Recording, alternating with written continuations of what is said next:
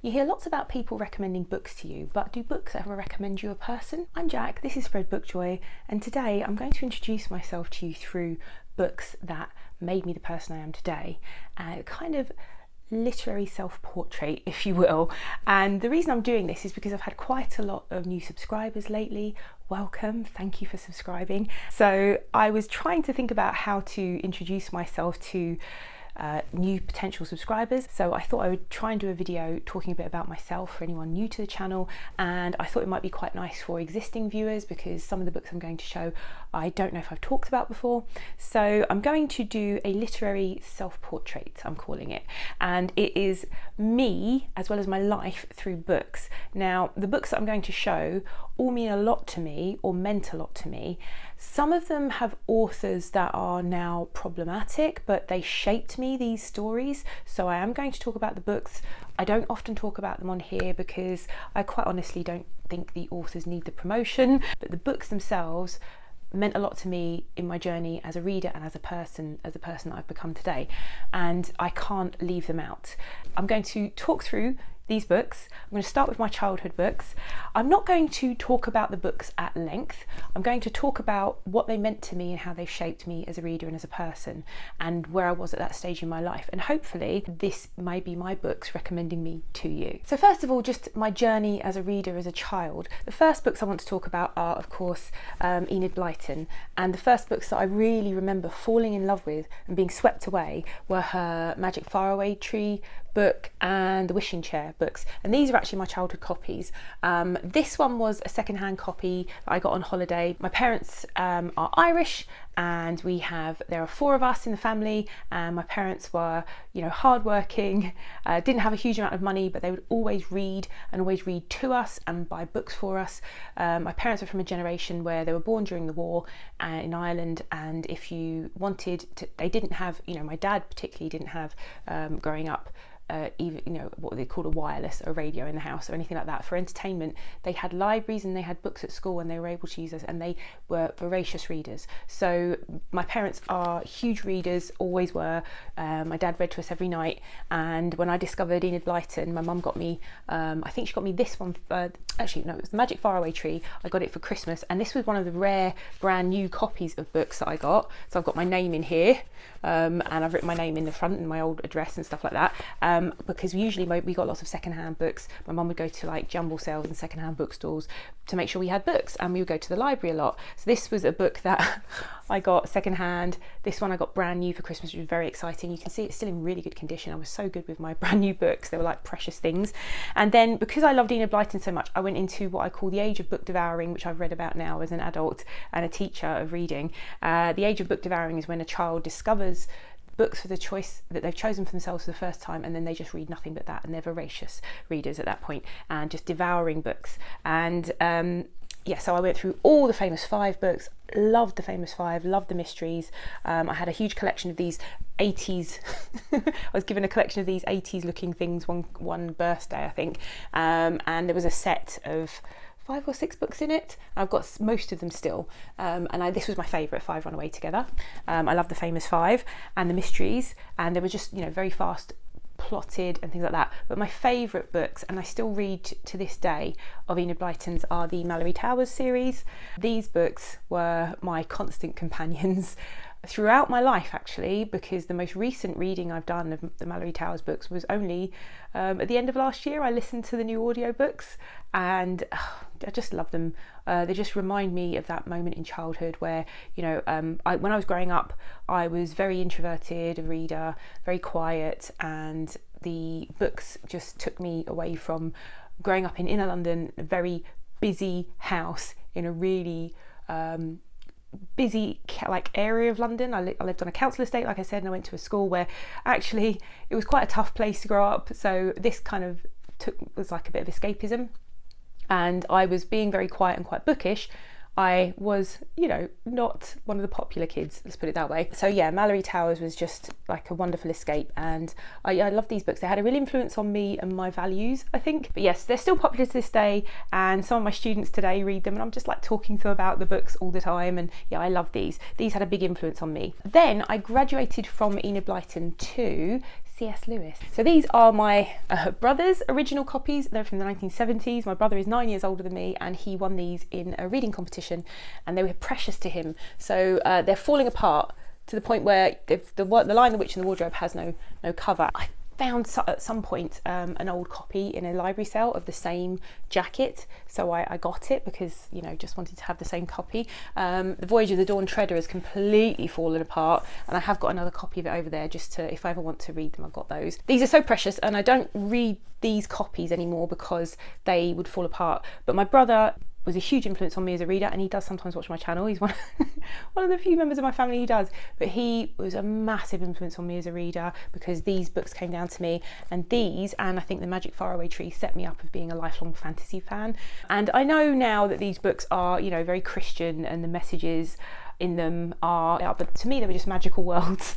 And Prince Caspian was my favourite of all of the books, and I think it just blew me away because it was the children revisiting a land that they'd been to before, but when they went back in time moves differently in Narnia, and so they appeared in Narnia hundreds of years later, and that concept blew my mind as a reader. And I think it made me always want I'm always fascinated by the passage of time and time travel and things like that. So yeah, Prince Caspian, huge influence on me. I also loved lots of classics as a child, and one that I read to this day, always love, is Anne of Green Gables. In fact, this is one of my favourite books of all time, and whoever's read this and loves it, who doesn't love Anne?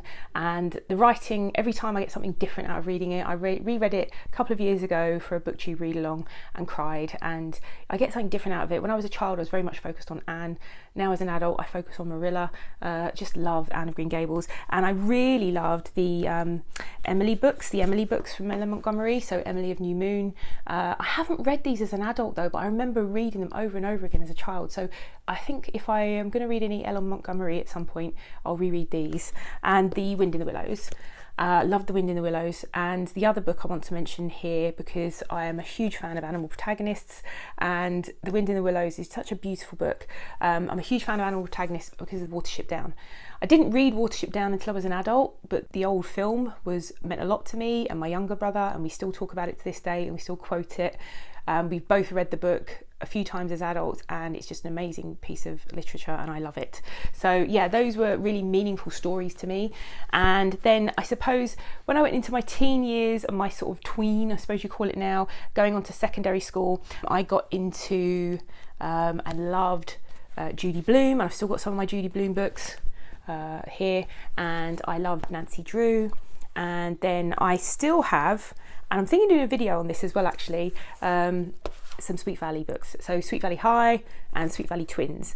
Sweet Valley Twins, if you're not familiar with it, was the sort of younger spin-off to Sweet Valley High, and I read these when I was about 11, 12. So these are my brand. I bought these brand new. So whenever I had a birthday, I wanted book tokens, or I had money for books, I would buy these. So from the ages of sort of 12, 13, I would read these because I was still very innocent at that age. I went to secondary school, was very miserable at secondary school, hated it. I loved primary school, really hated secondary school, and reading was such an escape for me, and I loved these books so much. And I was very kind of naive and quite immature compared to some of the other teenage girls, so I quite liked Sweet Valley, but I loved Sweet Valley Twins. It was a little bit more innocent.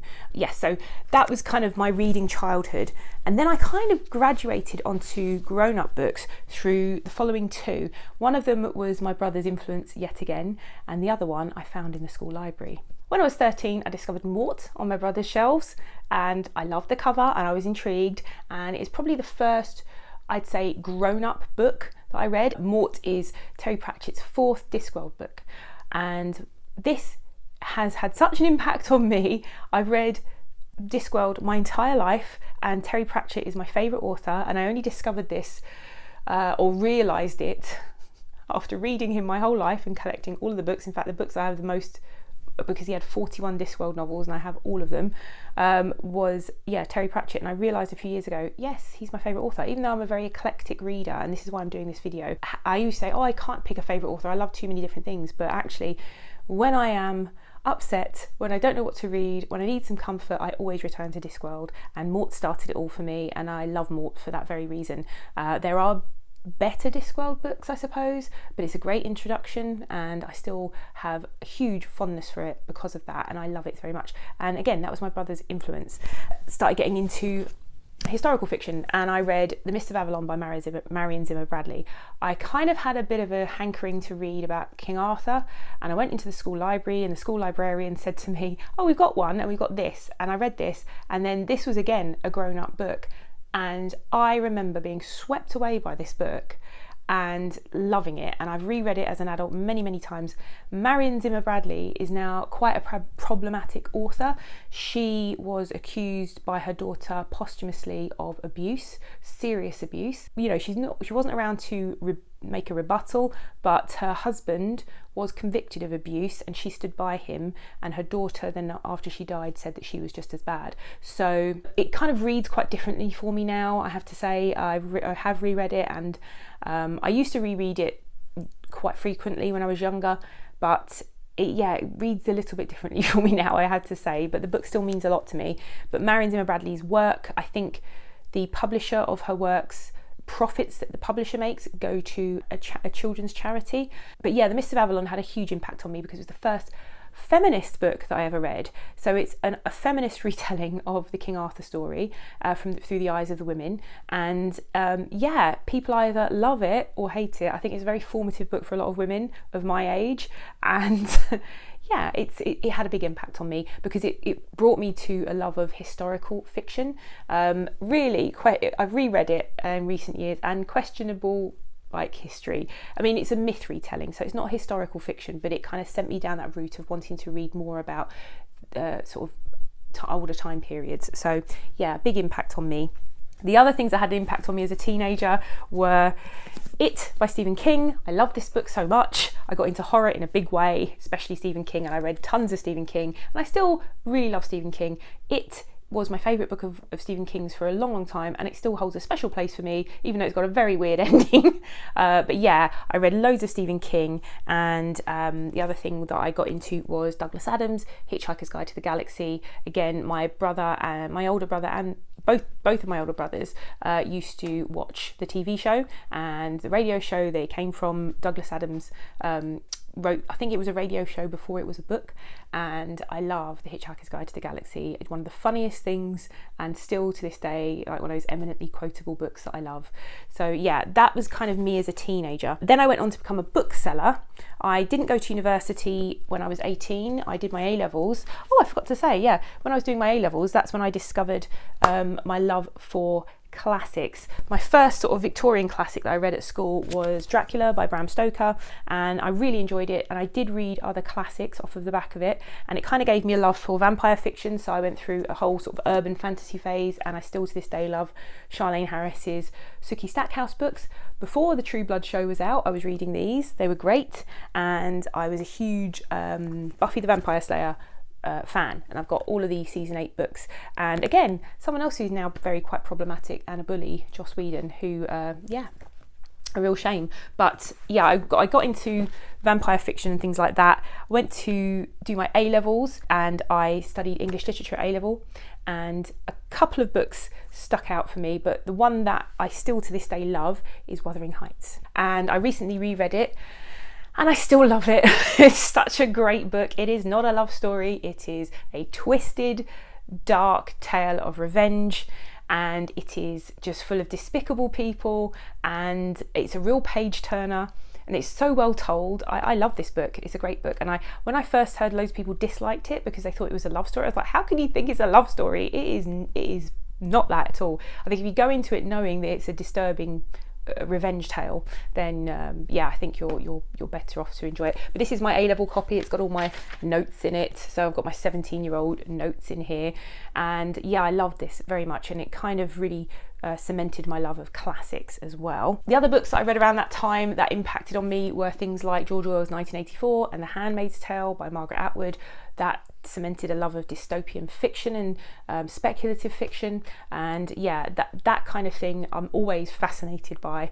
I'm less inclined these days to go down the route of reading books that are quite dystopian and dark, because I find things more disturbing, like the horror. Like I used to read Stephen King and James Herbert, and they were the classic kind of horror, and I find horror quite disturbing now. I find dystopian fiction I have to be right in a really good place to read these days, but yeah, still had a big impact on me as a reader. One thing I didn't talk about was Pride and Prejudice. I read Jane Austen at A-level and hated Emma with a passion, and didn't go back to Jane Austen until I was in my mid to late 20s, and Pride and Prejudice was my gateway, and I love Austen. Austen is now one of my favourite authors of all time.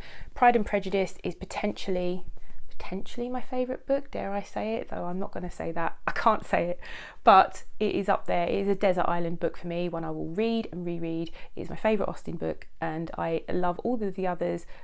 Maybe not Mansfield Park, that probably deserves a reread, but yes, love Austen. Fantasy continues to be my first love, but then historical fiction as well. So fantasy, here I'm holding up and you know, I'm glad my left arm is quite strong compared to my right arm, but Fellowship of the Ring, I would hold up the whole of the Lord of the Rings, but Fellowship of the Ring, Game of Thrones, Ship of Magic by Robin Hobb, these are some of my favourite of all time epic fantasies that I will return to again and again.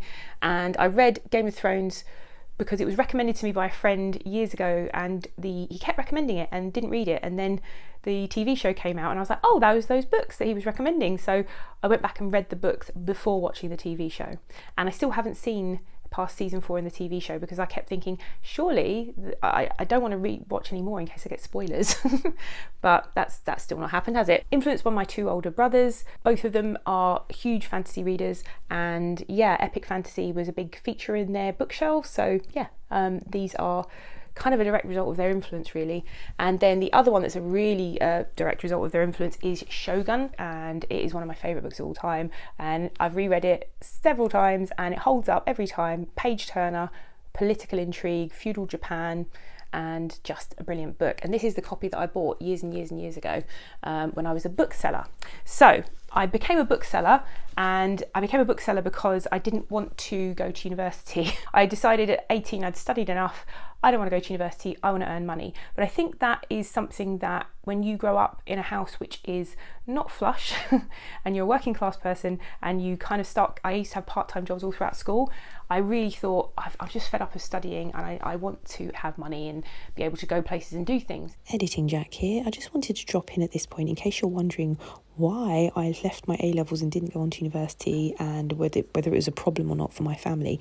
My family had not traditionally been to further or higher education. I was the first person in my family to gain any qualifications. My brothers went straight from school to work, and I was the first person to get my GCSEs and then go on to A-levels, and that was not unusual for lots of working class families of the time. Lots of the people that I knew did exactly the same thing, and my family were just proud of you if you were working and studying and not unemployed. They thought, you know, just as long as you were earning your money and working hard, they were happy. So for me to say at 18, I've done my studying now and I'm going to go to work, they thought that was fine. That was absolutely normal. The fact that I'd studied until 18 was unheard of in our family, so they were very proud of me for that. So I got a job in worked in retail for years, and then I landed the best retail job in Waterstones, and I was 18 and I worked for Waterstones until I was 23. Both full-time and then part-time. I was full-time at Waterstones for 2 years, and it was while I was working there that I kind of expanded my reading, because you are surrounded by books. It was the 90s. We didn't have the internet, weren't on our phones all the time, and all I did was read, and I got a 33% discount on books. So there were also books in the staff room, there were proof copies we could take and read. I read Haruki Murakami for the first time. It was a proof copy of The Wind-Up Bird Chronicle, which was just being introduced in translation at that time. I got loads of stuff, and I would just pick it up and I'd read indiscriminately, and I would also pick up the books that people were coming in and asking for a lot. So I'm going to talk about those a little bit. So an author I discovered doing my A-levels, because we had to do a paper on him, was Bill Bryson. We had to compare Bill Bryson's writing to PJ O'Rourke's writing as travel writers, and so I really got into Bill Bryson because he was a hugely popular best-selling author then, and he's the first real non-fiction that I used to read and enjoy just for the fun of it. And I still to this day will return to Bill Bryson's books when I am just wanting something calming to listen to and something funny. I really enjoy his humour, and I just love the facts and things that he has. I prefer his travel writing to his other writing, though I have got his book on Shakespeare and things like that. But I discovered Bill Bryson properly after reading a bit of him from an A-level paper and then discovering how popular he was as a bookseller. So I read all of Bill Bryson's books, and I then kind of started getting into the books that were really popular at the time. I read a lot of books that were set in Japan or in China and various Asian countries, and I used to really love books set in completely different countries. So Amy Tan I fell in love with, really loved this one, The Kitchen God's Wife. That's a great book. The book that really stands out to me from that time more than any other is Captain Corelli's Mandolin, and this is kind of, I suppose, my forays into literary fiction. Captain Corelli's Mandolin by Louis de Bernier is one of the best books I've ever read. I used to press it into everybody's hands. It was a real word of mouth thing back in the 90s, and everyone would come in looking for it and everyone loved it. And then that awful film with Nicolas Cage came out, and I think it's kind of fallen by the wayside and people don't really, think about this book. I don't hear it being talked about anymore. But it is fantastic, and it is set during the Second World War in the island of Kefalonia, and it's all about the Italians and the Germans occupying this Greek island, and it is a war story, it is a love story, it's just brilliant. And my friend told me the other day, I saw her the other day and we were looking around a secondhand bookstore and there was a copy of it. She went, "Oh my gosh, I remember turning up to meet you and I just finished reading this." And I don't remember this at all, she remembers it clearly, and you were crying your eyes out and you were reading Captain Corelli's Mandolin and you just finished it. And I thought, gosh, yeah, I do remember crying. I didn't remember it was in a cafe that I was meeting my friend. But yes, so loved this book. I also read for the very first time A Suitable Boy by Vikram Seth, and again, historical fiction set in another country, and this is set in India just after their first, or just leading up to their first general election after the British have left India. And look at the size of this. I gobbled that down in a couple of weeks back then. This now, I've reread it last year, it took me 5 months because I read it slowly. But yeah, I loved started getting into more literary, more kind of well-respected, I suppose, fiction. Not that I think I hate book snobbishness, but I started reading more of these kinds of books because I was a bookseller. And then I got to the book that completely changed my life. So the book that changed my life was I, Claudius by Robert Graves. And it's ironic at the moment because right at this moment I'm listening to a book called Unfortunately She Was a Nymphomaniac, which is so damning of how Robert Graves portrayed the women of the imperial family of Rome. But I didn't know that at the time. I didn't know anything about Roman history. I just picked this book up and absolutely fell in love with this idea of imperial Rome and these scandals and everything else. And so because I was so enamoured of this book and I loved the TV show, I then went and sort of got the TV show on video because it was VHS at the time. This isn't my copy that I had originally. I had like a double copy and it went missing, but I saw this and picked up a copy of I, Claudius and Claudius the God, and I read both of them in one volume. And this book had such a profound impact on me. It made me realise that I was mentally bored doing the work I was doing, and I wanted to find out, do a bit more learning.